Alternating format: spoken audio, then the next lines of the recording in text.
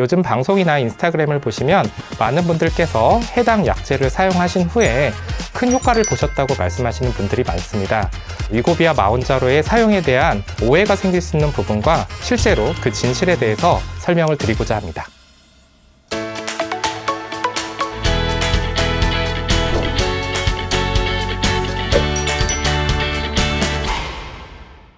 안녕하세요. 저는 아주대학교 병원 가정의학과 김광윤이라고 합니다. 오늘은 비만 치료제 중에서 마운자로나 위고비에 대해서 설명을 드릴 건데요. 먼저 많은 분들께서 위고비와 마운자로를 사용하기만 하면 무조건 충분한 체중이 감량될 수 있을 거라고 기대하시는 분들이 많습니다. 무반응자에 대해서 설명드리고자 합니다. 68주 이상 사용을 했음에도 불구하고 5% 이하의 체중이 빠지신 분들을 저희는 무반응군이라고 설명을 드립니다. 지금 위고비에 대한 아주 가장 대표적인 연구가 스텝 1 트라이얼과 스텝 2 트라이얼이라는 것들이 있습니다. 당뇨가 없는 환자는 7.6% 정도에서 무반응군이 나타났고요. 당뇨가 있으신 분 같은 경우는 26.8% 정도의 무반응군이 있으셨습니다. 위고비의 충분한 용량을 사용하더라도 당뇨가 있으신 분들은 10명 중에 2.5명 정도, 당뇨가 없으신 분들 같은 경우도 10명 중에 1명 정도 꼴은 효과가 없을 수 있다는 것을 의미합니다. 그렇다면 왜 이런 위고비와 마운자로에 대해서 무반응군이 생기는 걸까요? 여기 데이터를 보시면 비만을 발생하게 하는 4가지 그룹에 대한 얘기들이 써 있습니다. 일반적인 음식량을 섭취하더라도 충분한 포만감을 느끼지 못하는, 머리에서 포만감을 못 느끼는 경우가 있고요.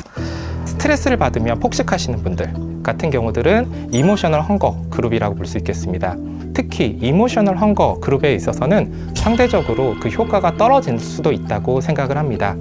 최근에 나온 몇몇 연구에 따르면 유전적인 변이, 그 다음에 인슐린 저항성의 증가, 그 다음에 장내 미생물 환경의 변화들이 이러한 것들에 대한 영향을 줄 수 있다라는 결론을 내고 있는 연구들이 있습니다.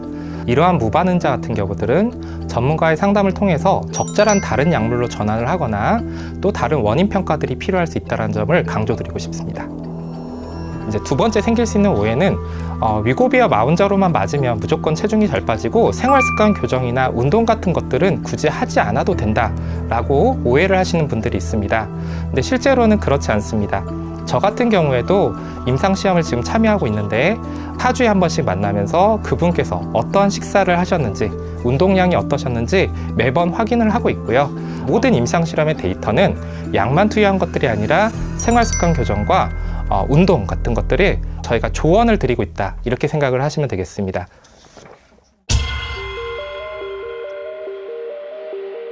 위고비나 마운자로 같은 경우들은 상당히 고가의 약물로서 지금 2년, 3년 이상 사용하기가 어려운 것들도 현실입니다. 지금 나오시는 데이터를 보시면 이거는 마운자로를 사용한 다음에 중단한 그룹과 계속 유지한 그룹의 차이에 대한 연구인데요.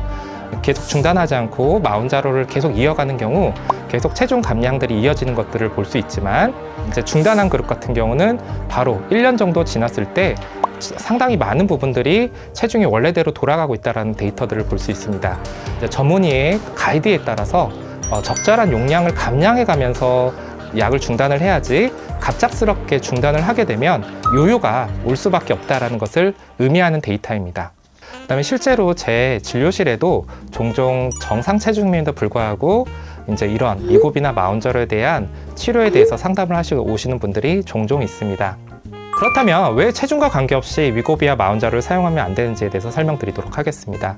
일단 먼저 과거 이제 비만 치료제 같은 경우는 많아야 10% 정도의 감량을 이뤄냈습니다. 그렇지만 2025년도에 발표한 썰마운트4 연구에 따르면 마운자로를 1년 정도 사용했을 때 대략 한 21% 정도의 체중 감량을 이뤄냈고요.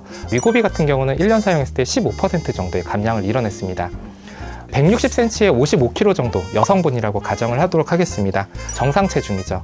이분께서 만약에 마운자로를 1년 동안 사용하셔서 아까 설명드린 21% 정도의 체중 감량을 이뤄냈다고 가정해 보도록 하겠습니다.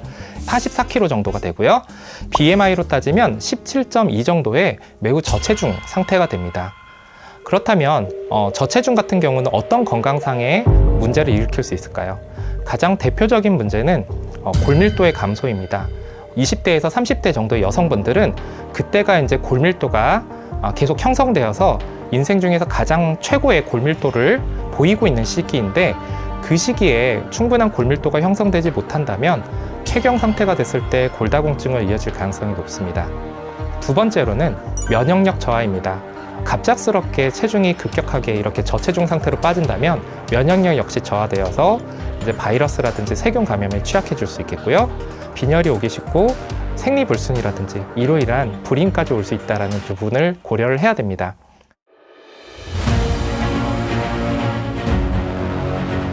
아무도 설명해주지 않는 진실 중에 하나가, 체중은 잘 빠지는데 근손실만 일어나고 지방은 그대로 있는 부분들. 가장 흔한 부작용 중에 하나가 이제 위장관 장애입니다.